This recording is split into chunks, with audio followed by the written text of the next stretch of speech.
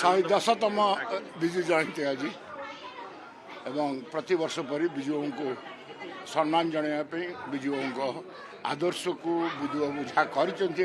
प्रदेश पर जो स्वप्न देखते नवीन बाबू ताऊ केमती साकार से हूँ आज आम मुख्य आभिमुख्य एवं द्वितीय बड़ कथा हूँ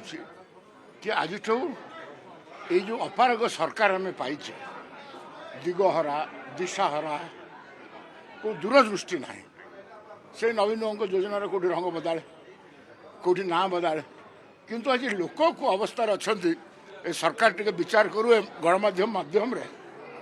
आज गाँ गंडारे लोक नवीन पट्टनायक को झुरुंट कहीं कहीं योजना घरे पहुँचुला आज बीएस कार्ड किसी माने ना मंडी रू चाउल उठी पारानी unemployment law and order situation देखु प्रतिदिन गोटे अघटन घटुचे राज्य आम श्रृंखलित अच्छु नवीन पट्टनायक जो वार्ता देले राज्यसभा बाबद समस्त एकजुट अच्छा रिजल्ट आस जाऊ तापर जो विचित्र मास्टर कार्ड से खेली गोटे इंडियन पॉलिटिक्स रे गोटे नुआ करुणा देखा